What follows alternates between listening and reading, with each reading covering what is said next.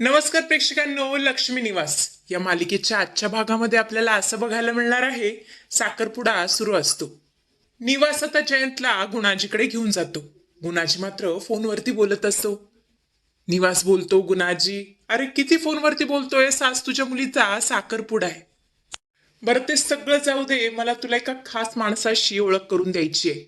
हा म्हणजे जयंत कानिटकर, आपली जानू, तिचा नवरा. अरे फार मोठा बिझनेसमॅन आहे. इकडे मात्र आजी जानूला एकटीला पाहते आणि बरोबर ती या संधीचा फायदा उचलत ती जानूला जवळ बोलवते आणि बोलते, जानू आता मला खरं खरं सांग, तू तुझ्या संसारात सुखी आहेस ना, खुश आहेस ना? पण यावरती जानू काहीच रिॲक्ट करायला तयार नसते. आजी बोलते, जानू अगं मी तुला काहीतरी विचारतीये. तेव्हा जानू बोलते, आई अगं काही एक प्रश्न विचारत जाऊ नकोस. तेव्हा आजी बोलते, मी विचारणार, कारण कसं आहे ना, मंगल उगच माझ्या मनामध्ये काहीतरी भरवत असते, त्यामुळे माझ्या शंकेचं निसरण झालंच पाहिजे. मला उत्तर हवंय. तेव्हा जानू बोलते, आजी तुला जसं वाटतंय ना तसं अजिबात नाहीये. जयंत खूप चांगला मुलगा आहे.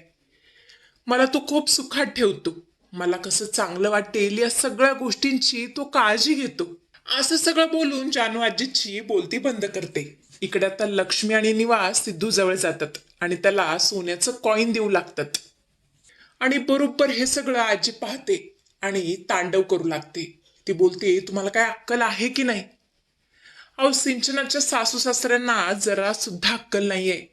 अहो करण्याचा पहिला मान हा व्यायांचा असतो आणि तुम्ही काय आहेर करताय? तेव्हा लक्ष्मी त्यांची माफी मागते. तेवढ्यातच गुणाजी बोलतात, आई अहो जास्त चिडू नका. आणि कसं आहे ना, निवास माझा मित्र आहे. त्याने आहेर केला काय आणि मी आहेर केलं काय एकच आहे. आम्हाला काय वाईट वाटलेलं नाहीये, त्यामुळे तुम्ही सुद्धा वाईट वाटून घेऊ नका. तेव्हा सिद्धू सुद्धा बोलतो, हो ना आजी, सोडून दे, जास्त विषय मोठा करू नकोस. तेवढंच आजी बोलते, थांबा, हा विषय इथे नाही संपलेला. ही लोक ना सिद्धूला चोरून लपून छपून आहेर करत होते. माहितीये का काय दिलं यांनी? रिकाम्या डब्या.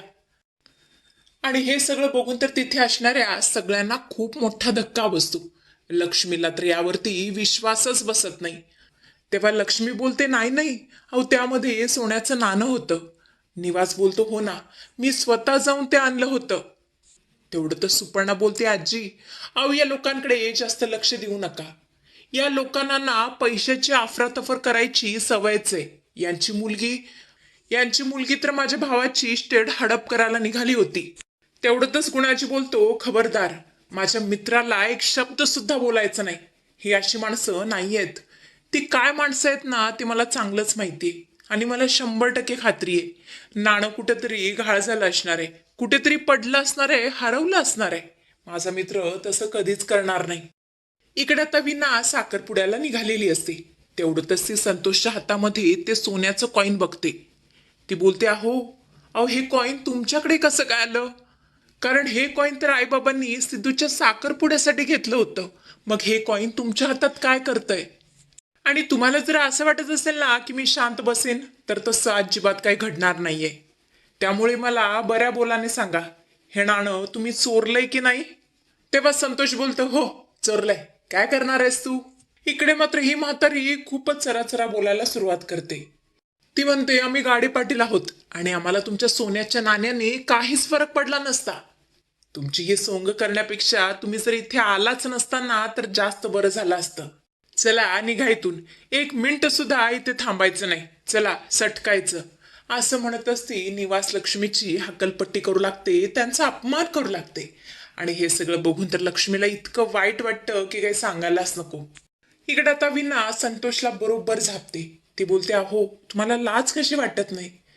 अहो तुम्ही विचार केलाय, ते नाणं जर आईबाबांना मिळालं नाही तर तिकडे त्यांच्यावर काय वेळ येईल, त्यांच्यावरती काय परिस्थिती ओढावेल, याचा जरा तरी विचार केलाय का? आणि स्वतःच्याच घरामध्ये चोरी करायला तुम्हाला लाज कशी काय वाटत नाही? आणि माझ्यावरती चोरीचा आळ घेताय? बऱ्या बोलाने मला ते नाणं परत करा, आत्ताच्या आत्ता. असं म्हणतच ती संतोषच्या हातामधून ते नाणं हिसकावून घेते आणि साखरपुड्यासाठी निघते. इकडे आपण साखरपुड्यामध्ये पाहतो तर काय, सिंचनाला प्रचंड राग आलेला असतो. ती आता जोरातच ओरडते, आजी पास कर, खूप झालं. तू माझ्या आईबाबांना खूप बोललीस. खबरदार जर यापुढे एक शब्द जरी काढलास तर ते माझे आईबाबा आहेत. याचं भान ठेव. तेव्हा आजी बोलते, ए सिंचना, तू शांत बस, तू लहान आहेस आणि तुम्ही काय तोंड वर करून बघताय, चला निघा. असं म्हणतच ती निवास आणि लक्ष्मीची हक्कलपट्टी करू लागते. पण सिद्धूला मात्र सहन होत नाही.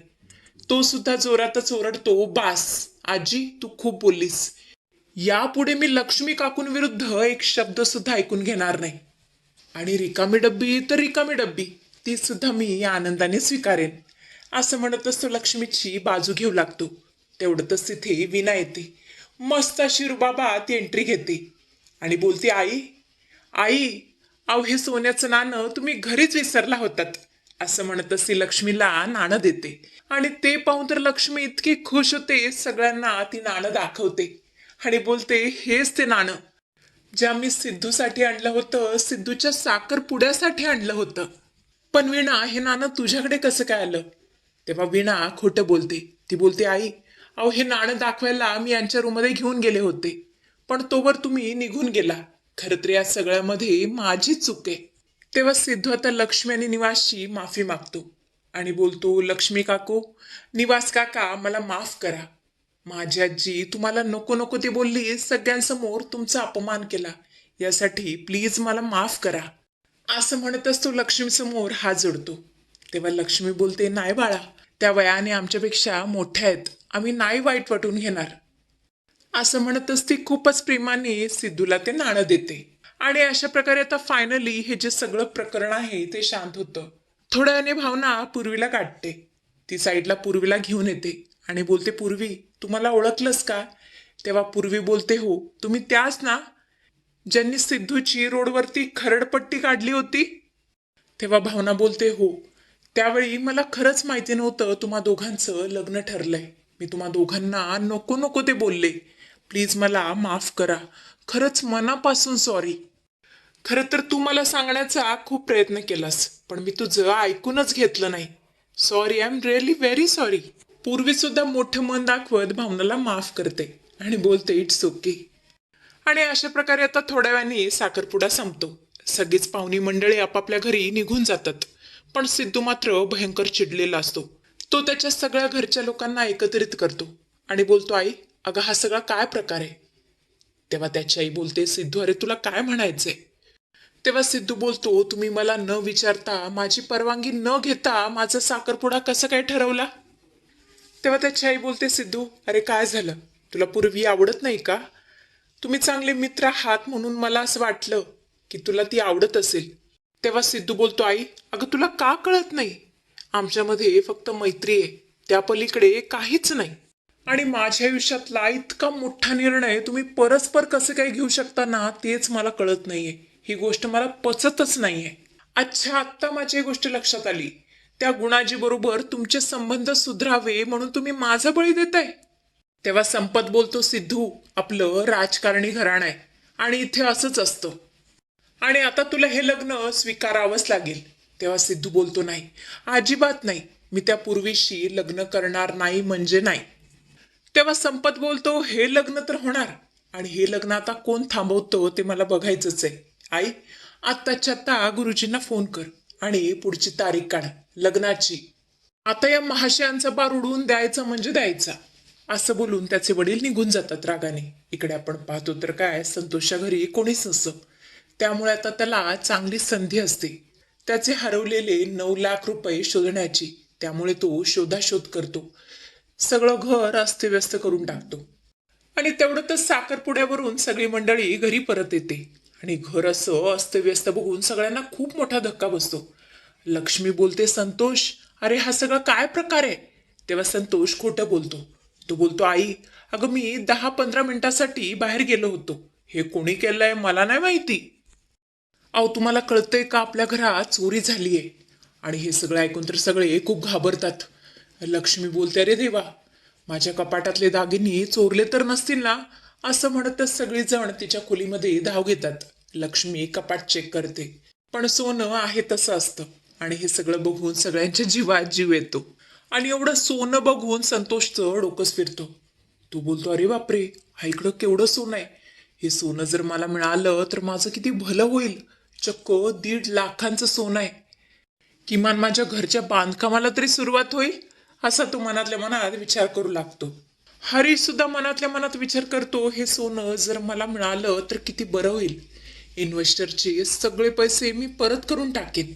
तर प्रेक्षकांना आता हा लक्ष्मीचं सोनं चोरतो की काय, खरंच कमाल आहे या मुलांची. तर आजचा हा भाग तुम्हाला कसा वाटला कमेंट करून नक्कीच सांगा.